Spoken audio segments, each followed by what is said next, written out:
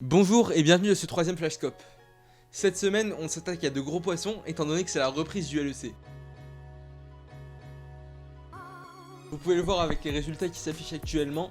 Hier soir, on a eu le droit à de gros matchs, mais il y en a deux qui ont particulièrement attiré notre attention. Et on va commencer par la fin avec le match qui opposait Vitality à Fnatic. L'équipe française revient des enfers face à un Fnatic mené par un Reckless en pleine forme. Je vous invite d'ailleurs à aller regarder la vidéo qu'on a sortie sur TikTok vendredi qui concerne les dramas autour de l'ADC suédois. On a vu une première apparition prometteuse de Bo, le nouveau jungler venu tout droit de Chine. Même si Razork, son vis-à-vis, s'est plutôt démarqué de la partie, on peut dire que l'import a fait une bonne entrée en effectuant notamment un très bon début de partie. Selon Kaiser, le support de l'équipe, l'intégration des deux imports se passe extrêmement bien. Ça promet du bon pour l'équipe française qui, comme l'a annoncé Neo au début de la semaine dernière, a basé tout son projet 2023 sur le jungler chinois. Dans les autres matchs, il y avait aussi Excel contre G2 qui était sûrement le match le plus en vue. On a eu le droit de ce match d'ouverture à une performance sublime de Yike qui a réussi à apporter tout ce qu'il fallait à son équipe pour gagner la partie sans même prendre de réel teamfight. Le retour du prodige français Hansama en Europe s'est également fait remarquer.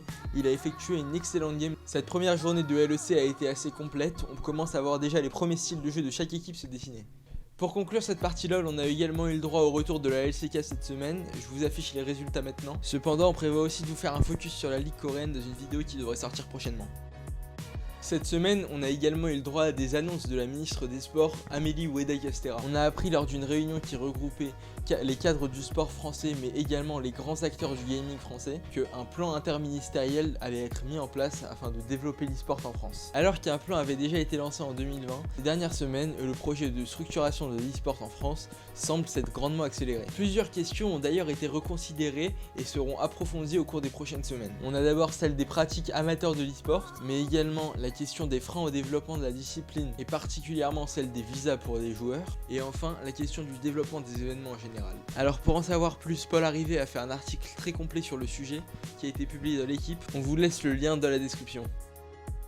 Alors pour la troisième actu, c'est encore une fois un joueur professionnel qui a décidé d'ouvrir sa propre structure. Cette fois c'est au tour de Shox, l'ancien troisième meilleur joueur de CSGO au monde. Cependant, contrairement au cas de la structure qui a ouvert Gotaga, cette fois-ci, le joueur de 30 ans fera partie de l'équipe. Il l'a clairement annoncé lors d'un live, l'objectif de l'équipe c'est de pouvoir jouer le Major de Paris. Le projet peut paraître fou car l'équipe n'a même pas de sponsor. Cependant, Shox l'a précisé lui-même, la longévité du projet dépendra de la faculté à trouver des sponsors. De plus, le deuxième objectif va être de former la jeunesse française afin de réduire l'écart qui existe entre les très bons joueurs français et le top niveau européen. On lui souhaite bonne chance pour atteindre ses objectifs. Cette semaine, il y a beaucoup d'autres actus qui sont tombées et on vous les relate toutes sur Twitter. On a appris par exemple que les championnats du monde de Valorant devraient se dérouler à Los Angeles. On a également découvert le format des lock-in qui se dérouleront au Brésil. Côté drama, on a également eu du nouveau, déjà du côté de la division 2 française de League of Legends, étant donné que l'ancien jungler de MS Company, Nikolai, s'est fait bench. Le joueur aurait eu des propos sexistes envers une des joueuses de l'équipe féminine de G2 eSport, et il a donc été remplacé par Frost. La deuxième affaire, c'était du côté de la Ligue française de Valorant, étant donné que Sector One, une des premières équipes à être arrivée de la ligue, a annoncé qu'elle arrêtait ses activités. Cependant, leur roster est resté dans la ligue et ils participent maintenant sous le tag de Benelux United. Voilà, c'est tout pour ce troisième Flashscope. Je vous invite à venir nous suivre sur les différents réseaux sociaux et je vous laisse avec les clips de la semaine. De Sector One, attention, Takas est seul face à ce qui s'avère être tout simplement un chantier. Et il le fait. Takas quadracule, monstrueux, impossible de l'arrêter sur un middle complètement dominé. Bah va chercher, voilà bah oui monsieur. Et là c'est sûr qu'il va pouvoir faire des choses dès qu'il aura son mieux. Ce sera pour l'instant, attention, il prend beaucoup de poke, il va, tu en parlais, être obligé de back. Ça continue de siège très fort. Côté JL, il a l'ultimate de Roi Démon sur la gauche. On se fait attraper avec Soria. Dans la mêlée, c'est un double kill à l'ultimate. Directement pour Cobay, on va continuer. Sous la T3, c'est un 4 pour 1. Et Buzz pour son premier kill au P2. Bienvenue dans le T1. Encore un duel, on essaye de le choper le Sphinx en réalité parce qu'il est tout seul. La bonne flash, Buzz encore. Buzz toujours.